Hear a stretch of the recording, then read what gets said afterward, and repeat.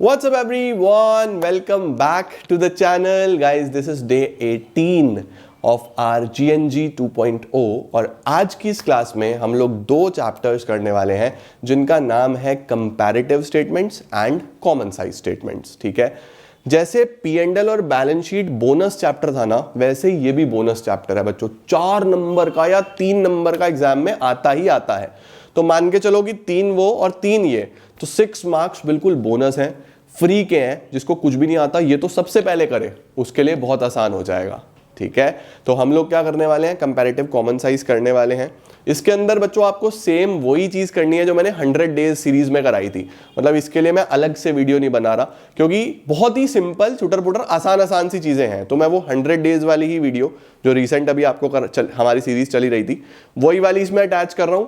Comparative common size एक बार देखो, जो भी बुक आप लोग फॉलो करते हो उसमें से कुछ रैंडम 1-2 क्वेश्चंस कंपैरेटिव के, 1-2 कॉमन साइज के लगाओ, डिस्क्रिप्शन में लिंक है, सॉल्व करो और चैप्टर समाप्त। ठीक है, तो चलिए जी जल्दी से शुरू करते हैं। जाके अटेंडेंस लगा दो, कंपैरेटिव कॉमन साइज कंप्लीट करते हैं, फिर कल cash flow, ratio, chapter number 2 इनको आगे बढ़ाएंगे। Let's begin.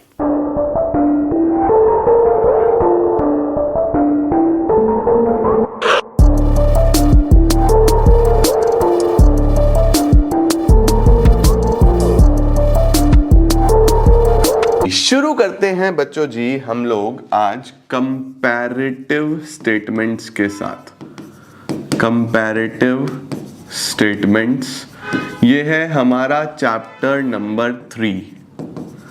सर ये चैप्टर नंबर 3 कंपैरेटिव स्टेटमेंट्स में है क्या क्या क्या हमें पढ़ना है? देखो बहुत ही सिंपल है। कंपैरेटिव स्टेटमेंट्स नाम में ही है टू कंपेयर। हमें बेसिकली ये स्टेटमेंट बनते हैं, किस लिए बनते हैं? To compare the figures of 2 consecutive years. इसका क्या मतलब हुआ? इसका मतलब हुआ बच्चों की 2 साल की फिगर्स को कंपेयर करने का जो स्टेटमेंट होता है उसी को कंपैरेटिव बोलते हैं। देखो आप कोई भी बिजनेस करो, आप हमेशा ये चेक करना चाहते हो कि आपका बिजनेस ग्रो कर रहा है या नहीं कर रहा है। तो वो चेक कैसे किया जाए? आप चेक करो पिछले साल क्या डेटा था और इस साल क्या डेटा है। लेट सपोज मैं प्रॉफिट एंड लॉस की स्टेटमेंट की बात करता हूं, तो पिछले साल मेरा रेवेन्यू फ्रॉम ऑपरेशन यानी कि सेल सपोज 10 लाख था और इस साल 15 लाख है, तो 5 लाख की ग्रोथ दिखाई दी ना। इसी तरीके से मैं बैलेंस शीट की बात करता हूं, तो मेरे नॉन करंट एसेट्स पिछले साल 40 लाख के थे, इस साल 50 लाख के हैं, तो एसेट्स मेरे बढ़ गए। इसी तरीके से मैंने लाइबिलिटीज चेक कर ली, पिछले साल 10 लाख की थी, इस साल 6 लाख की है, इसका मतलब मैंने पेमेंट कर दिया अपनी लाइबिलिटीज का। तो कहीं ना कहीं हम हमेशा कंपेयर करना चाहते हैं कि लास्ट ईयर हमने कैसा किया था और इस ईयर हमने कैसा किया है। तो कंपेयर करने के लिए बच्चों जो स्टेटमेंट बनती है उसको बोलते हैं कंपैरेटिव स्टेटमेंट। ठीक है, अब कंपैरेटिव में हम दोनों ही चीजें चेक करना चाहते हैं, हमारा प्रॉफिट एंड लॉस अकाउंट भी, हमारी बैलेंस शीट भी। भाई दोनों ही हमारे लिए एक बहुत इंपॉर्टेंट स्टेटमेंट है, तो दोनों का डेटा कंपेयर करेंगे।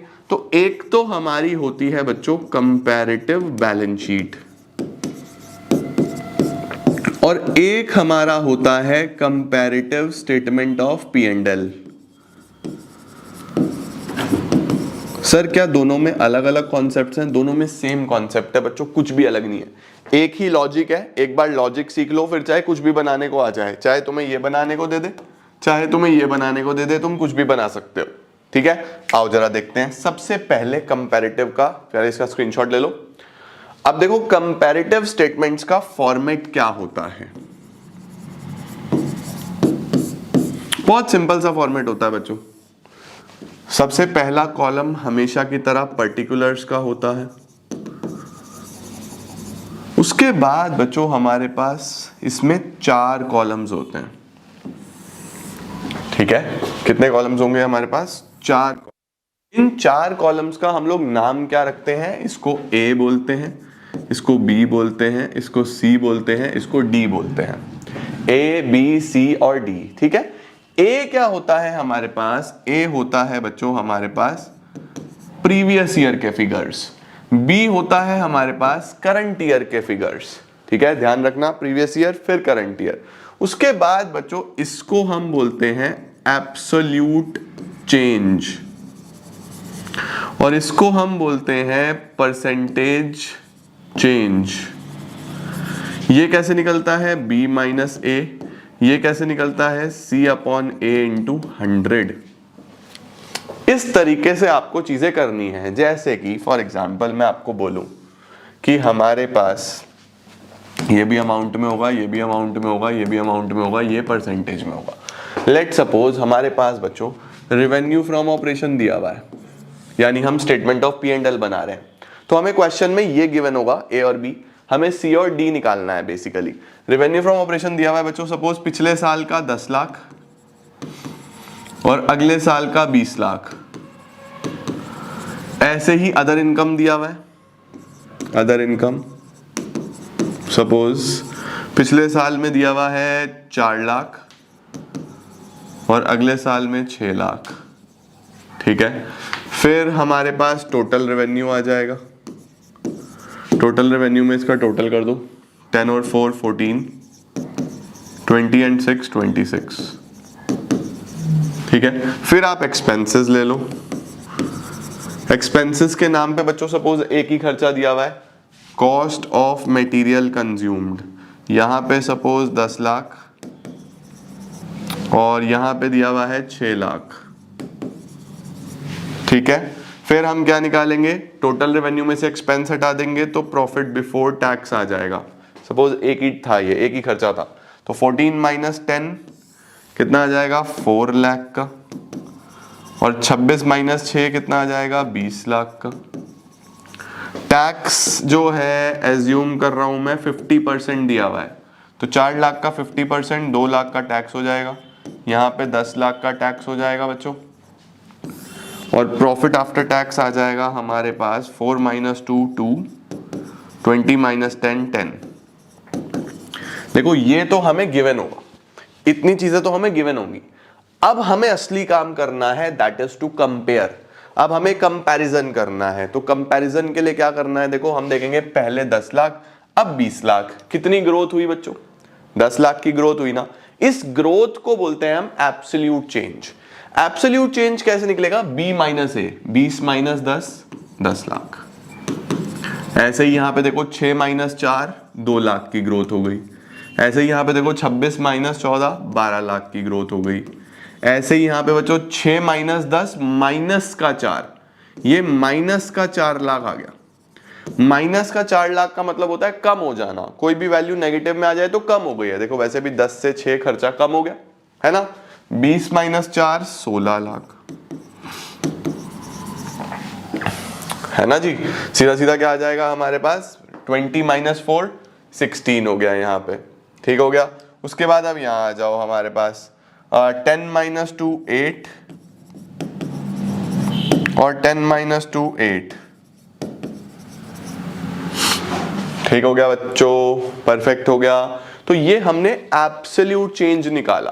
एब्सोल्यूट चेंज का क्या बोलना है, सी से, और कैसे निकलेगा, b माइनस ए, बस माइनस करते जाओ। जो नेगेटिव में आ रहा है इसका मतलब वो चीज कम हो गई है, राइट।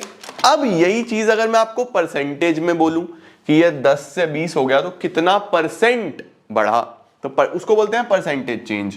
वो कैसे निकलता है, c अपॉन ए इंटू 100। सी ये है 10 लाख अपॉन 10 लाख इंटू 100। तो देखो बच्चों ये 100% आ जाएगा, ऐसे लिखना है क्योंकि परसेंटेज हमने ऑलरेडी ऊपर लिखा हुआ है, तो बस 100% लिख दिया। अब यहाँ पे देखो 2 lakh upon 4 lakh, 2 lakh upon 4 lakh into 100, 50% का ये चेंज आ गया। ठीक है, 12 अपॉन 14, 12 अपॉन 14 इंटू 100, ये आ जाएगा बच्चों 85.71। 12 लाख अपॉन 14 लाख इंटू 100। ठीक है, ये सब लैक्स में है बच्चों, मैं 12 अपॉन 14 इसलिए लिख रहा हूं कि 0 से 0 कट गया, राइट। यहां पे देखो ये माइनस का आएगा, 4 lakh divide by 10 lakh into 100, तो 4 अपॉन 10 इंटू 100 40%, लेकिन माइनस का। ठीक है, ये 16 अपॉन 4 400%, 400%, 16 अपॉन 4 इंटू 100, ये 8 अपॉन 2 इंटू 100, ये भी 400%। तो ये भी 8/2 इंटू 100, ये भी 400% ही आएगा। तो देखो हम सिंपली क्या कर रहे हैं बच्चों, 2 साल के डेटा को कंपेयर कर रहे हैं। जब मैं अमाउंट में निकाल रहा हूं तो उसको मैं एब्सोल्यूट चेंज बोल रहा हूं, जब मैं परसेंटेज में निकाल रहा हूं तो मैं उसको परसेंटेज चेंज बोल रहा हूं। अल्टीमेटली चेंज देखना is the most essential thing जो हमें चेक करना है।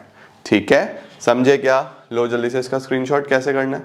अब देखो ये तो बच्चों P&L दिया हुआ था, ऐसे ही आपको हो सकता है बैलेंस शीट दे दे, बैलेंस शीट का कंपैरेटिव बना देंगे। बात तो वही है ना। आओ सवाल दिखाता हूं तुम्हें, चेक करो। सिंपली कंपैरिजन करना है और कुछ नहीं। देखो ये दे दिया आपको सवाल, comparative statements and common size statements. हम पहले आज कंपैरेटिव पढ़ रहे हैं। From the following information prepare comparative balance sheet. अब देखो बच्चों 2 साल का डेटा दिया हुआ है, हमें पहले कौन सा लिखना है? प्रीवियस ईयर, फिर कौन सा लिखना है? Current year, right. चलो आओ जरा फटाफट से बनाते हैं। पहले तो हम फॉर्मेट बना लेते हैं।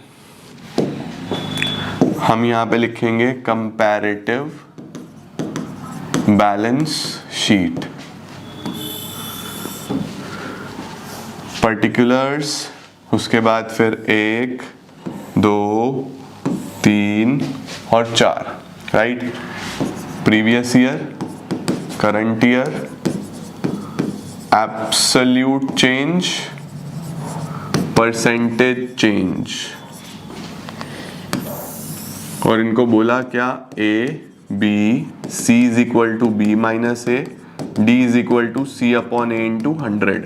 इस बात का ध्यान रखना है कैसे परसेंटेज निकलेगी। ठीक है, अब बैलेंस शीट में बच्चों जी हमारे पास जो साल दिए थे वो 2017 और 16 दिए हुए थे, तो 2016 ये होगा, 2017 ये होगा। करंट ईयर तो नए वाले ईयर को बोलते हैं ना।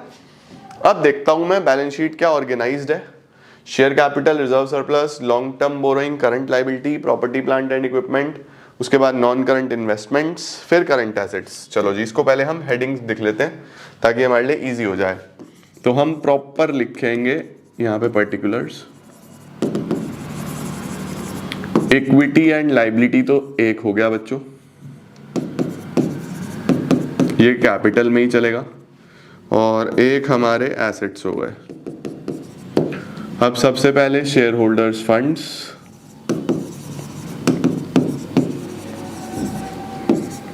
इसमें शेयर कैपिटल दिया हुआ है और रिजर्व्स एंड सरप्लस दिया हुआ है। ठीक है, शेयर कैपिटल और रिजर्व्स एंड सरप्लस दिया हुआ है, और क्या क्या है? लॉन्ग टर्म बोरोइंग है और करंट लायबिलिटीज है। ठीक है, नॉन करंट लायबिलिटी में बच्चों लॉन्ग टर्म बोरोइंग दिया हुआ है और फिर करंट लायबिलिटीज दी हुई हैं। एसेट्स में हमारे पास non current assets, non current assets में बच्चों प्रॉपर्टी प्लांट एंड इक्विपमेंट दिया हुआ है और नॉन करंट इन्वेस्टमेंट दी हुई है। आप प्लीज फुल फॉर्म्स लिखना है ना, property plant and equipment, non current assets, और करंट एसेट्स की एज इट इज वैल्यू दी हुई है।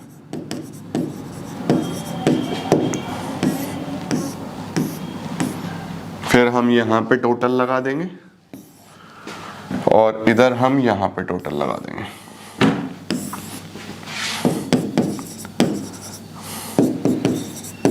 चलो सबसे पहले वैल्यू भरते हैं।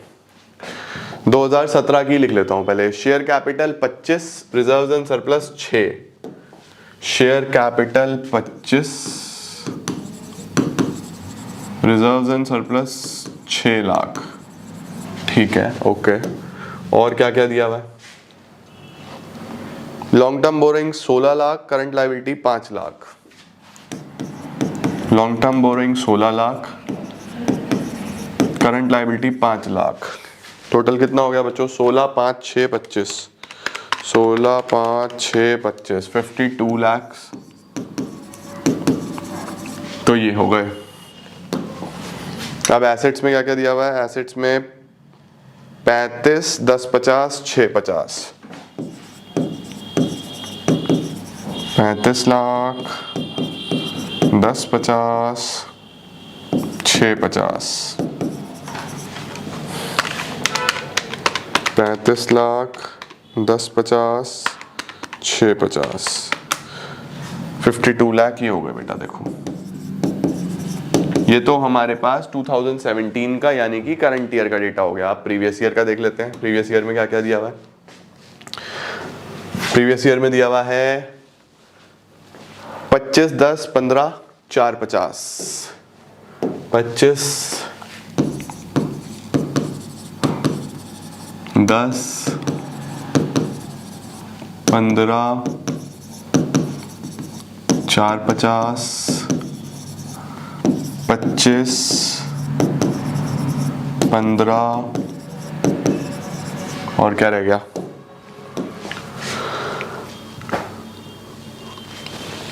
25, 10, 15, 4, 50, 25, 15 और 14, 50, 1450। लोच, अब क्या क्या दिया हुआ है? 25, 10, 15 और 4, 50, 5450।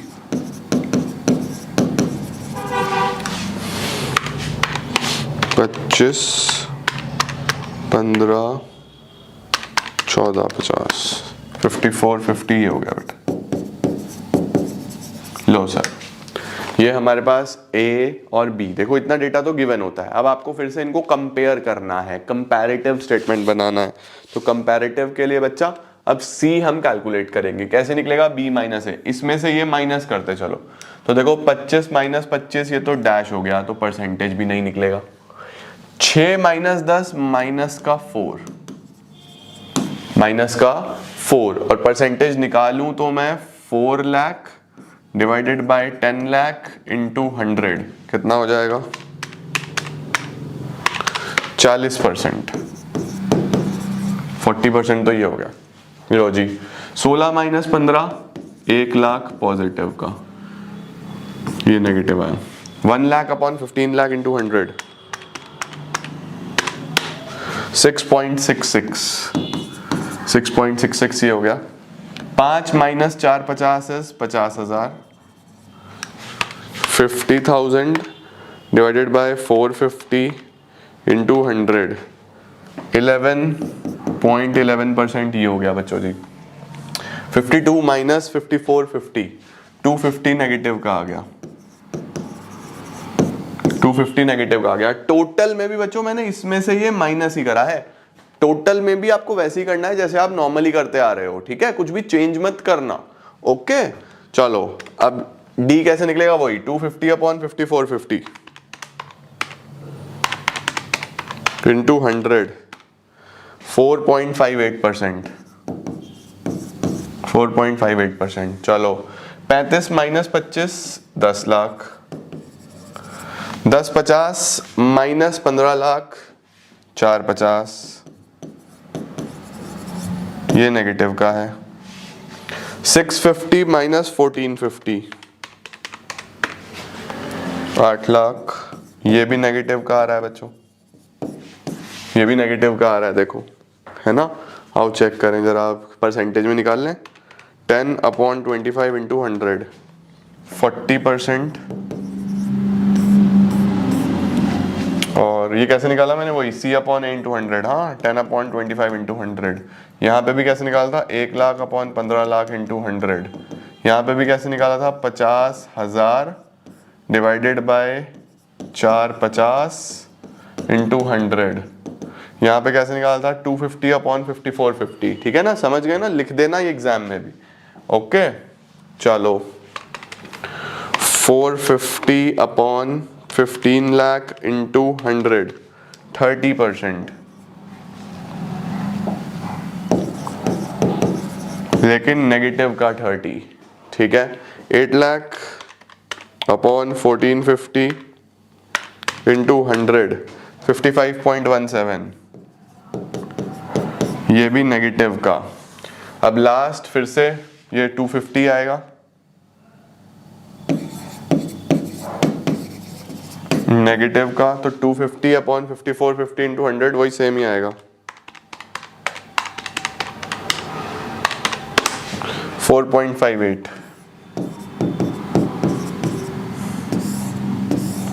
देखो ये भी नेगेटिव का ही, नेगेटिव था ना, ये नेगेटिव का ही आएगा बच्चों जी।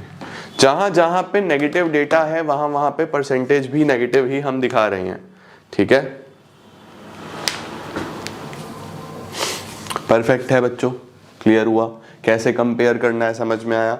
टोटल में भी कुछ अलग नहीं करना, वही करा है मैंने, पहले इसमें से माइनस करा, फिर 250 C/A into 100, वही चीज करनी है हर बार।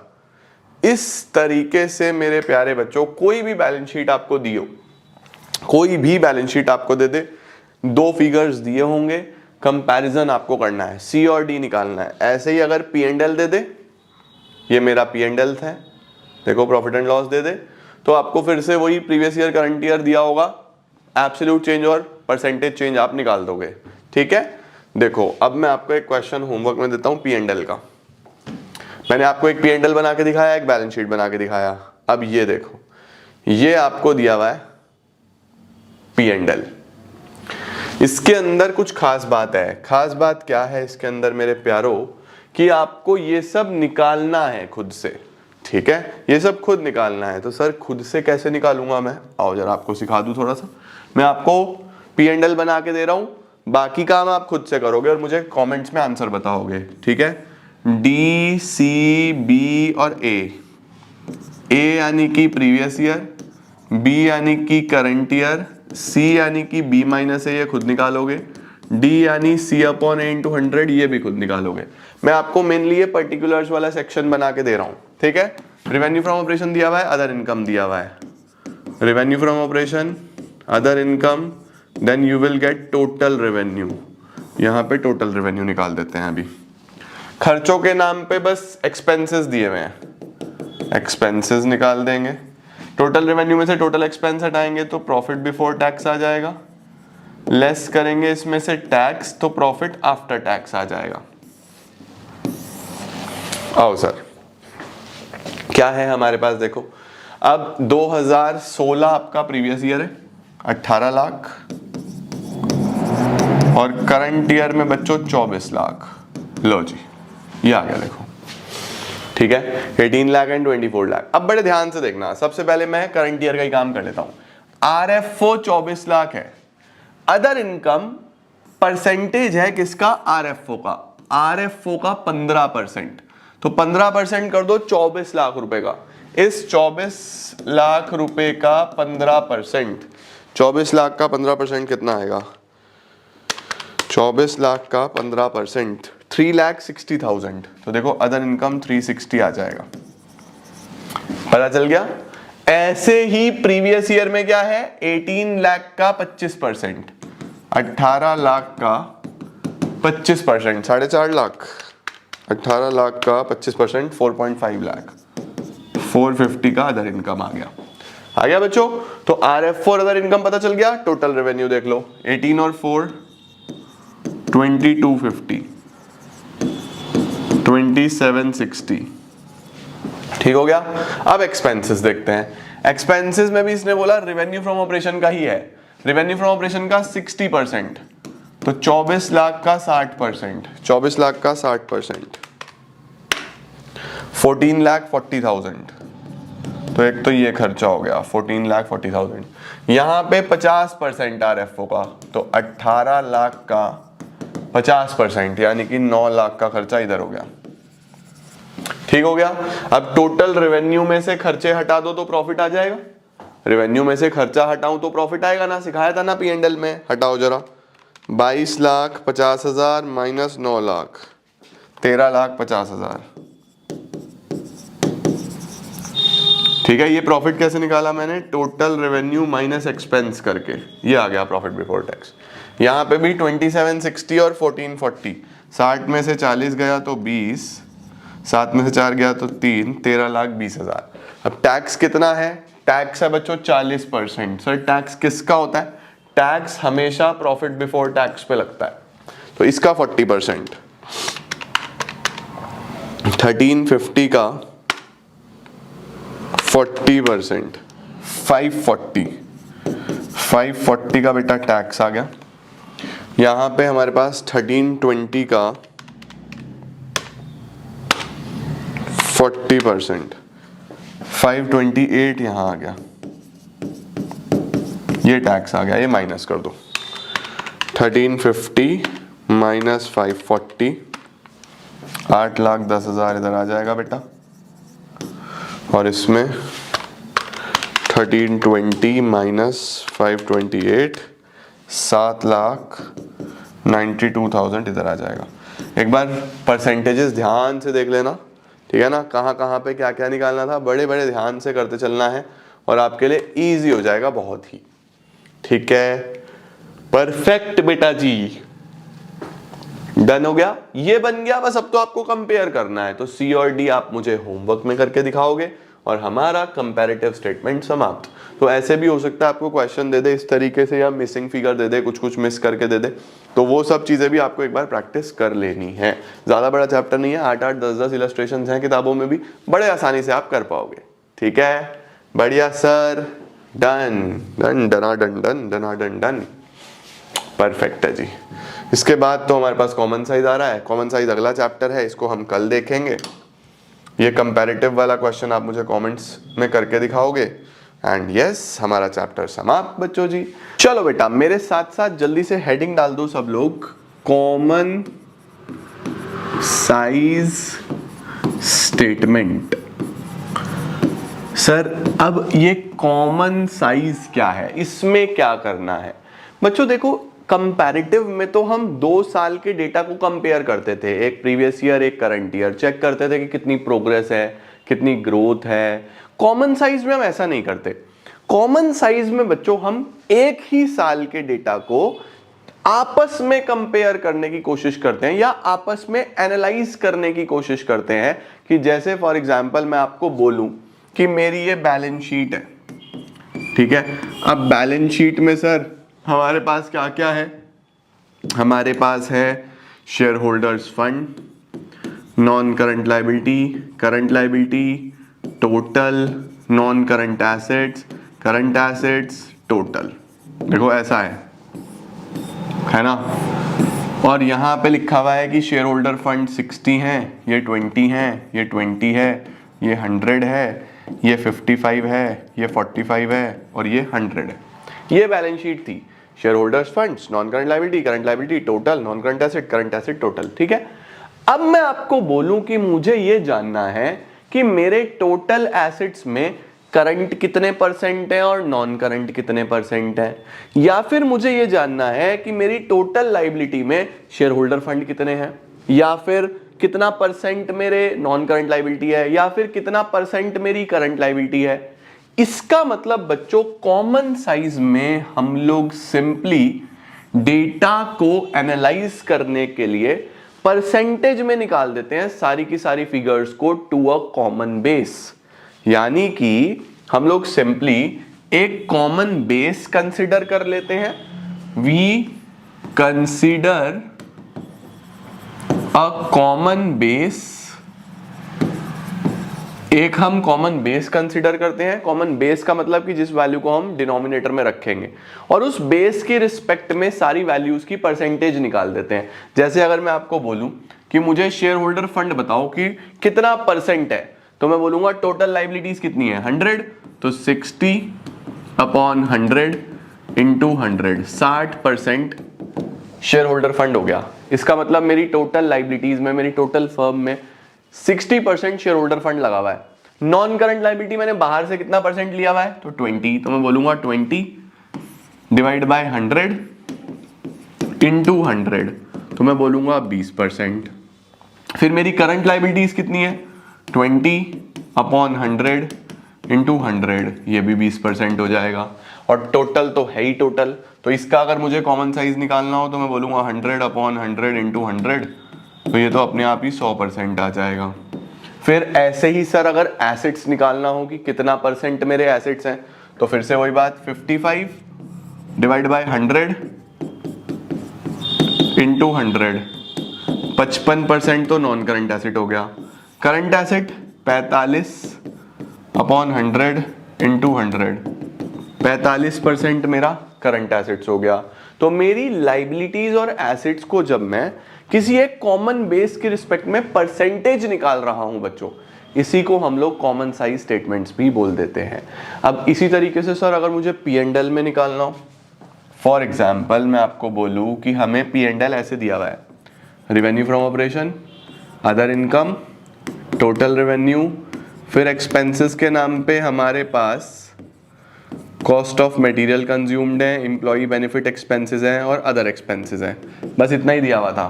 ठीक है, फिर हम क्या करते हैं, टोटल एक्सपेंसेस कर लेते हैं। फिर हम क्या करते हैं, टोटल रेवेन्यू में से टोटल एक्सपेंस हटाते हैं तो प्रॉफिट बिफोर टैक्स आ जाता है। सपोज इतना इतना डेटा दिया हुआ है, लेट सपोज ये दिया हुआ है 1 लाख, ठीक है, ये दिया हुआ है 50,000, तो टोटल रेवेन्यू कितना हो गया, 150। फिर खर्चे में ये है 30,000, ये है 20,000, ये है 40,000, तो टोटल खर्चे कितने के हो गए, 90,000 रुपए के। फिर मेरा प्रॉफिट कितना बचा, 150 माइनस 90, तो हमारे पास 60,000 रुपए का प्रॉफिट आ गया। ये आ गया। अब मुझे यहाँ पे कॉमन साइज बनाना है, तो सर इसमें किसकी परसेंटेज निकालें, इन सभी आइटम्स की परसेंटेज निकालेंगे। लेकिन सर यहाँ पे तो टोटल को बेस लिया था, ये टोटल बेस लिया था हमने, यहाँ पे किसको बेस लेंगे बच्चों, P&L में याद रखना बेस लेना है RFO को, रेवेन्यू फ्रॉम ऑपरेशंस को बेस लेना है। इसका मतलब इसको हर बार नीचे रखेंगे, तो RFO का कॉमन साइज में कैसे निकलेगा परसेंटेज चेंज, तो यहां पे क्या होगा, 1 लाख अपॉन 1 लाख इंटू 100, तो ये तो आ गया 100%। 50,000 upon 1 lakh into 100, 50,000 upon 1 lakh into 100, ठीक है, 0 0 0 0 1 2 3 1 2 3, 50% आ गया, ये 50% आ गया, है ना। ऐसे ही ये 150 अपॉन 100 इंटू 100 150%, ऐसे ही ये 30 अपॉन 1 लाख 30%, 20%, 40%, 90%, 60%। तो बेसिकली कॉमन साइज में कोई भी वैल्यू हम एब्सोल्यूट टर्म्स में नहीं निकालते। कॉमन साइज में बच्चों हम लोग एक कॉमन बेस लेते हैं और उसकी रिस्पेक्ट में सारी वैल्यूज को परसेंटेज में कन्वर्ट कर देते हैं। अब ये कॉमन बेस आपको हमेशा ध्यान रखना है कि बैलेंस शीट में ये बेस टोटल रहेगा, हमेशा डिनोमिनेटर में टोटल को रखना है, और P&L में ये बेस क्या रहने वाला है, रेवेन्यू फ्रॉम ऑपरेशंस। इन दो बातों का ध्यान रखना कि बैलेंस शीट में बेस क्या होगा, it will always be total, और P&L में, I am so sorry, P&L में ये बेस हमेशा रहने वाला है RFO, रेवेन्यू फ्रॉम ऑपरेशंस। ठीक है, परफेक्ट। आओ सवाल कराता हूं।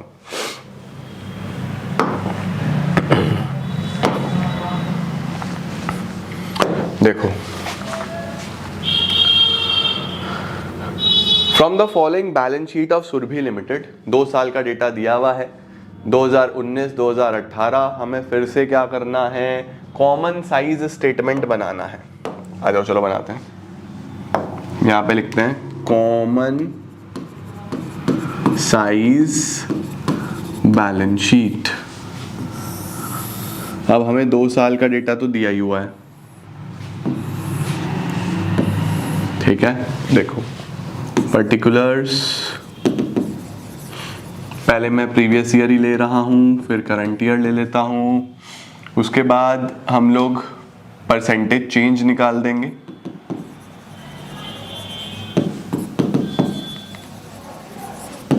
ठीक है, इसको और डिटेल में लिख देते हैं बच्चों, थोड़ा सा इसको ऐसा लिख देता हूं, यहां तो वही आ रहा है common size balance sheet.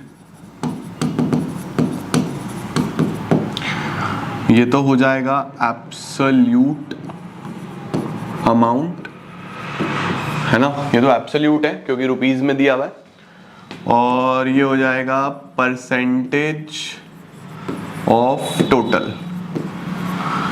Balance sheet में तो हम परसेंटेज टोटल की रिस्पेक्ट में निकालते हैं ना, ऐसे जब P&L होगा तो परसेंटेज ऑफ RFO लिख दूंगा, सही है। अब प्रीवियस ईयर करंट ईयर मेरे पास कौन कौन सा था क्वेश्चन में, 2018-19, तो इसको भी 2018-19 से कर ले।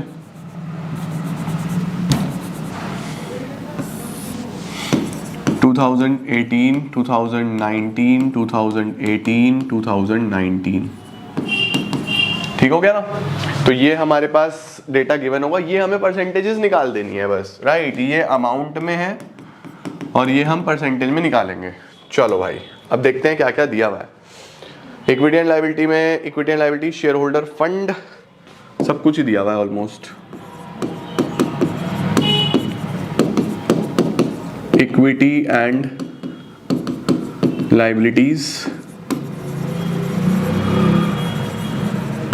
Share holders funds, share capital,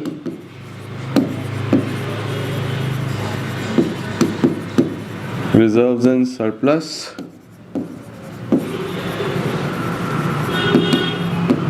non current liabilities, long term borrowings. Current liability में शायद ट्रेड पेबल दिया था बच्चों, लेट मी चेक। आप लोग सोचते हो कि इंसान कहाँ देखता है, यहाँ देखता हूँ, छोटे छोटे में याद रहता है। ट्रेड पेबल आपको तो थोड़ा दूर पड़ रहा होगा ना, मतलब स्क्रीन में इतना क्लैरिटी नहीं होगा, बट अभी आपको दिखा देता हूँ मैं सारा। ये लायबिलिटी साइड का टोटल आ गया बच्चों, ठीक है। और एसेट्स में क्या क्या दिया हुआ है, एसेट्स में दिया हुआ है हमें नॉन करंट एसेट में PPE, देन करंट एसेट में इन्वेंट्री और कैश एंड कैश इक्विवेलेंट।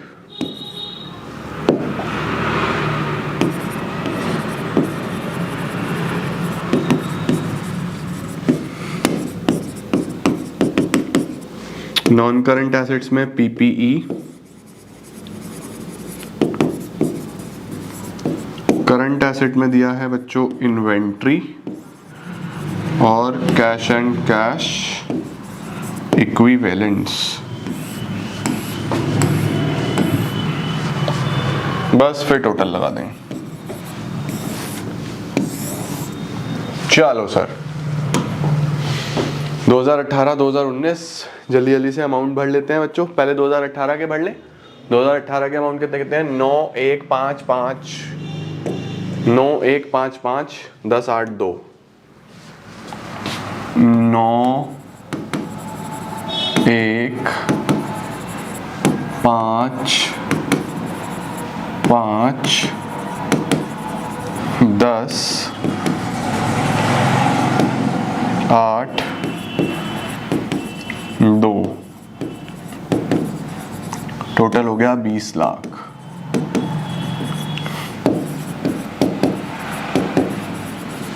और अगर बात करें हम 2019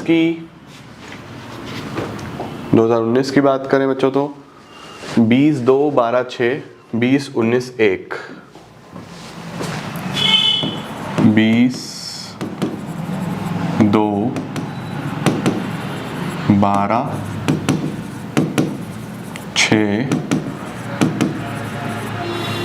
20-19-1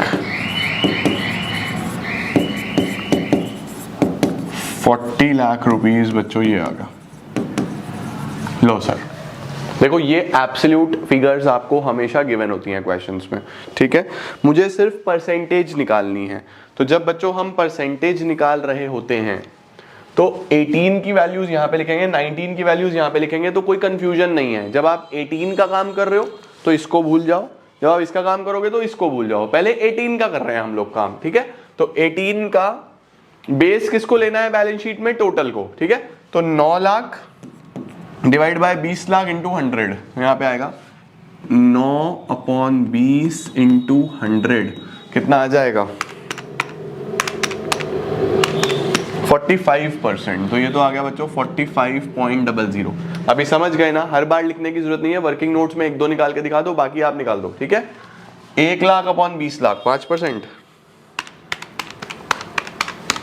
5%, 5/20 25%, 5/20 25%, 20/20 100%। टोटल तो हमेशा 100 ही आता है, ये तो 100 ही रहेगा।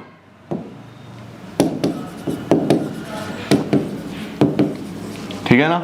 अब देखो 10/20 50%, 8/20 40% और 10%। देखो ये है 50 40 10 सीधा सीधा।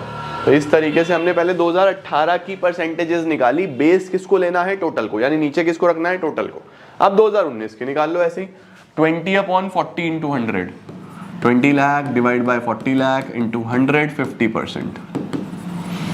2/40 5%, 12/40, 12/40 कितना होता है, 5 और 30% हो गया क्या, 30%, बिल्कुल सही। 6/40 15%, ठीक हो गया, परफेक्ट। अब यहां देखो 20 लाख/40 लाख 50%, 19/40 47.5 और 1/40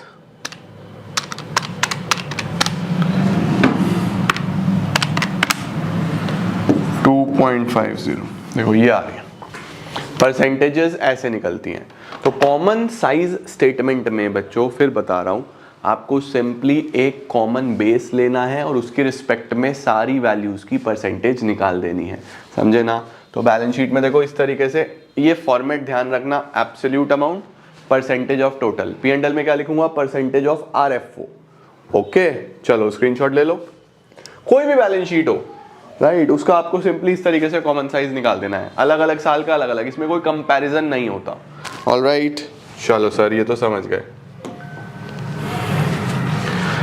अब हमको और क्या दिया हुआ है, देखो इसमें क्या बनाना है आपको, prepare common size P&L from the following information. Common size P&L बनाओगे खुद से, ठीक है। चलो एक साल का मैं करके देता हूँ, एक साल का आपका होमवर्क है। कल वाले बच्चों ने बहुत अच्छा अच्छा कमेंट्स में होमवर्क करके बच्चों ने लिख रखा था, बहुत सारे बच्चों ने सही कर रखा था। आज वाला भी देखते हैं कितने बच्चे सही करेंगे। कॉमन साइज P&L बनाते हैं, चलो।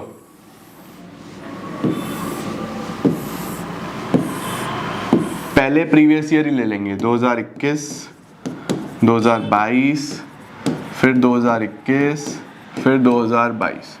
ये परसेंटेज में, ये रुपीस में, ये एब्सोल्यूट अमाउंट है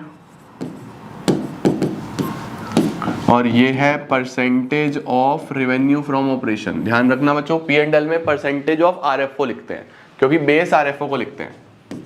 RFO दिया हुआ है, अदर इनकम दिया हुआ है, इसको जोड़ू तो टोटल रेवेन्यू बन जाता है।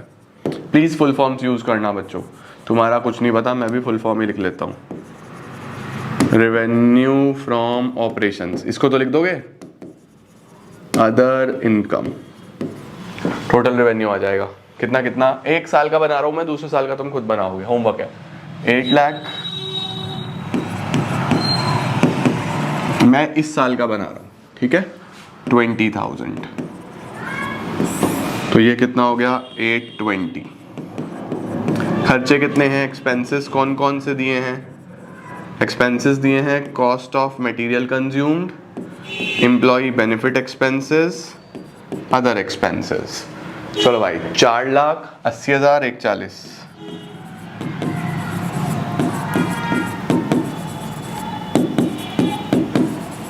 अब कर दो total expense, total expense, total expense कितना है, 4,41,40, 5,40, 6,20, 6,20 का टोटल एक्सपेंस है। टोटल रेवेन्यू में से टोटल एक्सपेंस हटा दूं तो प्रॉफिट बिफोर टैक्स आ जाएगा, 8,20 माइनस 6,20, 2 लाख। टैक्स का रेट बच्चों दिया नहीं हुआ, टैक्स का रेट दिया नहीं हुआ, तो बस यहीं तक बनेगा, ठीक है। ये वाली फिगर्स आप होमवर्क में बनाओगे 2022 का। अब 21 का परसेंटेज निकालते हैं। देखो बेस किसको लेना है, RFO को, ठीक है। तो 8 लाख अपॉन 8 लाख इंटू 100, ये तो 100%, 20,000 upon 8 lakh into 100, 2.5%। 820 upon 8 lakh into 100, 102.5। उसके बाद 4 लाख अपॉन 8 लाख, हर बार बेस में RFO को ही रखना है, 50%। 80,000 upon 8 lakh into 100, 10%.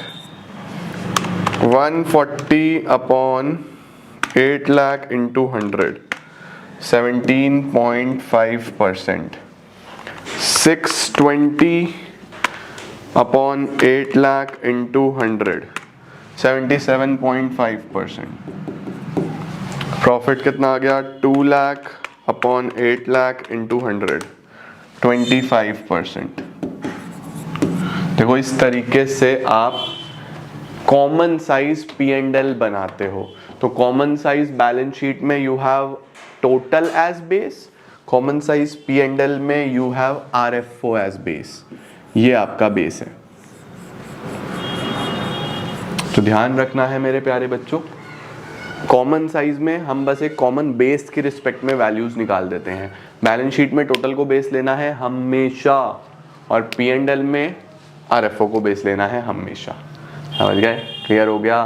Great, amazing amazing.